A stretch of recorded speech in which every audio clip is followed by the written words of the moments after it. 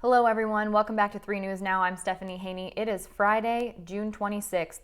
Thank you for joining us here where we give you the top headlines from WKYC.com and our WKYC app, which if you download that, you'll make sure you get the latest notifications from 3 News at WKYC Studios so you can stay up to date on everything that is impacting you in Northeast Ohio. We have just gotten the latest COVID-19 numbers in from the Ohio Department of Health, and there is another staggering jump in COVID-19 cases here in Ohio. This is the largest day-to-day increase since April 20th, when we were in the height of the lockdown across the state of Ohio. Today, there have been 987 new COVID-19 cases reported. This is based on that expanded CDC definition that includes both positive cases and probable cases of COVID-19. Just yesterday, Governor Mike DeWine said during his press conference that these increases are not entirely due to increased testing. These increases are showing an increase in the rate of positives returning back on all of the testing that's being done. That brings the total number of cases of COVID-19 in Ohio dating back to March 9th to 48,638, getting very, very close to that 50,000 number. Deaths, however, are down by 1 from yesterday. Hospitalizations are up, and ICU admissions are down by a few. There were 16 new reported confirmed deaths from COVID-19 here in Ohio today. That was down 1 from 17 reported on Thursday, bringing the total number of deaths from COVID-19 here in Ohio to 2,788. The total number of hospitalizations is now 7,570, with 68 new hospitalizations reported today. That's up from yesterday when we saw 55, and it's the exact same number of the new hospitalizations that we saw on Wednesday when there were also 68 new hospitalizations.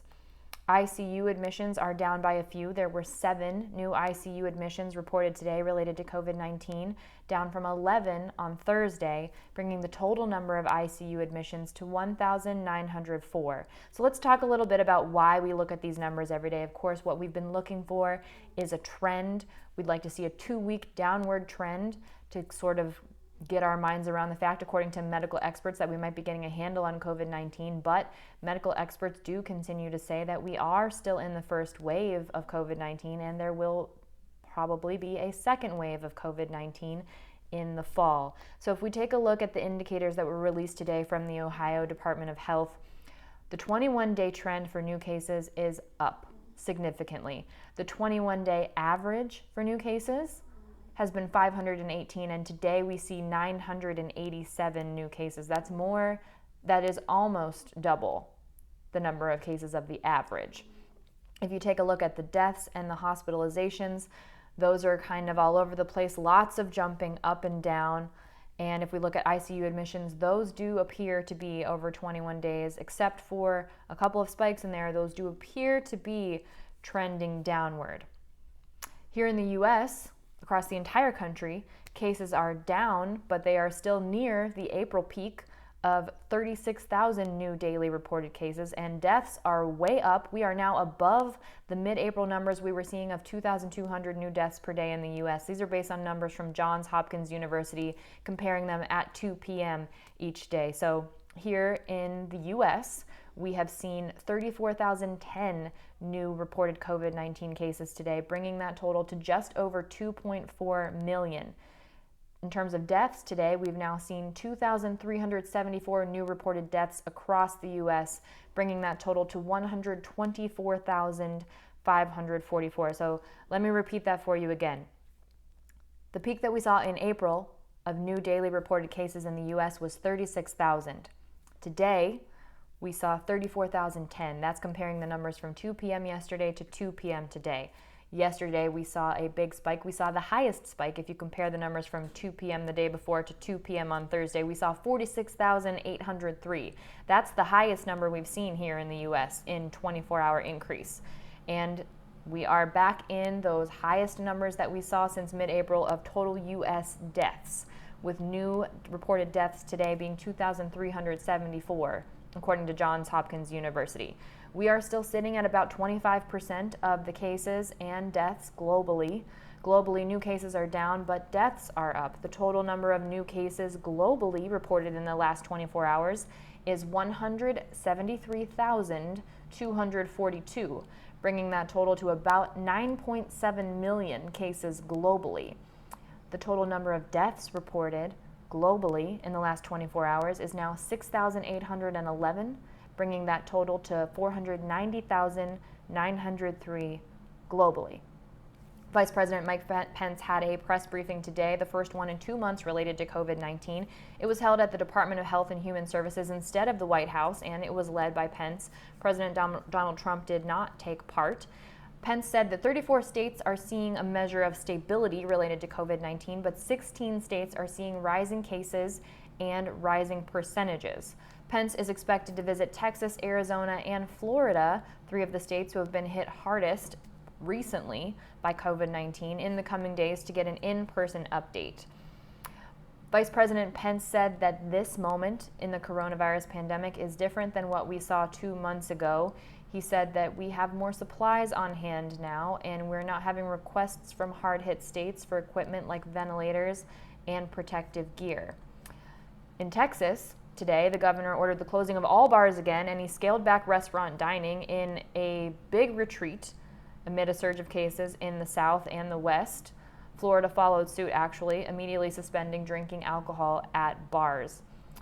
Pence said today that we are seeing many more young people under the age of 35 who are testing positive for coronavirus now, which Pence described as encouraging news, and encouraged people to wash hands, practice physical distancing, and follow local mandates on wearing masks, though Pence has not worn a mask in public. The nation's top infectious disease expert, Dr. Anthony Fauci, stressed this. This is the important takeaway here. If you are infected with COVID-19, you're going to infect someone else even if you feel okay, and you might not infect a young person. Dr. Fauci said we've got to realize that we are part of the process. We can either be part of the solution or part of the problem. The average number of new cases per day has risen about 60% in the U.S. over the past 2 weeks. That's according to Associated Press analysis. So again, very important to remember there, even here in Ohio, as we know that the new positive cases are in a younger demographic, that if you are sick with COVID-19, you are going to infect other people, and those could be older Americans who are at a greater risk of suffering the more serious side effects of COVID-19. Also, people who are at risk for other reasons, who are immunocompromised or who have underlying risk factors. So please keep that in mind as you are going about your lives while we are living in this COVID-19 pandemic. Former Vice President Joe Biden has said that if he wins the presidential election, he would do everything possible to make it required that people had to wear masks. This is during an interview with KDKA-TV in Pittsburgh on Thursday. He suggested that he would use executive action or other means to leverage federal power and mandate wearing masks in public around the country. As we just talked about, this is coming amid a surge of cases around the country where some states are backtracking on reopenings. It was while campaigning in Lancaster, Pennsylvania, that Biden warned that no miracles are coming, and he did slam President Donald Trump's handling of the coronavirus pandemic. Biden said this: amazingly, he hasn't grasped the most basic fact of this crisis. To fix the economy, we have to get control over the virus. He's like a child who can't believe this has happened to him. He's whining and self-pity. President Donald Trump tweeted last night, just before midnight, that coronavirus deaths are actually way down. That is actually not true, as we just talked about. The new reported deaths are above the mid-April peak at this point here in the U.S. Trump also tweeted that the economy is roaring back and will not be shut down, and that embers or flare-ups will be put out as necessary. As we look to the NBA coming back, which is expected to happen soon, 16 pro basketball players have tested positive for COVID-19. Those 16 players were part of a pool of 302 people who were tested on Tuesday. The leak says that tests are continuing for all 22 teams that will be participating in the restart in Orlando, Florida. That's happening at the Disney campus next month. The names of the 16 players who tested positive were not disclosed, but some of the people did disclose on their own. So that includes Malcolm Brogdon of Indiana and Sacramento teammates Jabari Parker and Alex Len, both publicly acknowledged that they did recently test positive for COVID-19. So that was a 5.3% rate of positive tests. league-wide. The league did not announce results of testing of its staffers and other members of team travel parties. All of those were part of the mandatory testing program. The league and the NBA Players Union said any player who tested positive will remain in self-isolation until he satisfies public health protocols for discontinuing isolation and has been cleared by a physician. One thing that we do expect to happen soon is the reopening of Cedar Point, and they have announced another update into what you can expect at the park, assuming that reopening happens as anticipated on July 9th in Sandusky. Cedar Point's Tony Clark said in a blog post that smoking will only be permitted in the designated smoking area outside the main gate. The park previously did offer designated in-park smoking areas, and this new ban prohibits smoking of any kind within the park. That includes vapes and e-cigarettes, according to those Cedar Point officials. Kings Island, which is the sister park to Cedar Point, they are owned by the same parent company, that's down in Cincinnati, also announced a smoking ban as well. There are lots of changes expected at Cedar Point this season as they prepare for the shortened season. That includes restrictions related to COVID-19, having to have a reservation before you come to the park to limit capacity, and mandatory masks at the park. And as we talked about yesterday, Cedar Point Shores Water Park will remain closed this season. It will not be open due to the shortened summer season, but Tony Clark did say that they expect it to come back next season better than ever. Here is a fun story to end things on the right note. Stouffer's has announced Mac on Tap. If you love macaroni and cheese, this is the story for you. The Cleveland-based company will release a new dispenser that will offer macaroni and cheese straight from the tap. That's right, you just pull the lever, your mac and cheese will come out ready for you to eat. You can see a picture of it. We have that in our article on WKYC.com. They also tweeted it out, and they wanted to let people know this is not a cheesy joke. Love a good pun, love a bad pun even better, and that the Mac on Tap product will be released sometime this year. We are coming up on National Mac and Cheese Day, however, that's on July 14th. So Stouffer's is asking people where they want to see the Mac on Tap first. A lot of people said they just want to see it in their kitchens. I don't know if it will be available for individual purchase, but if so, I bet you there will be a lot of people who want that. It's making me think of those Budweiser Victory fridges when I think of this Mac on Tap machine. You can check out what's going on with the story. We'll make sure we follow it so we'll know everything about what's going on with that Stouffer's Mac on Tap, and you can also follow their social media channels and definitely check out that tweet. Download our WKYC app so you can see the story and check out what the machine looks like. It kind of puts me in mind of a popcorn butter dispenser. Kind of interesting to see how the mac and cheese will come out of that thing.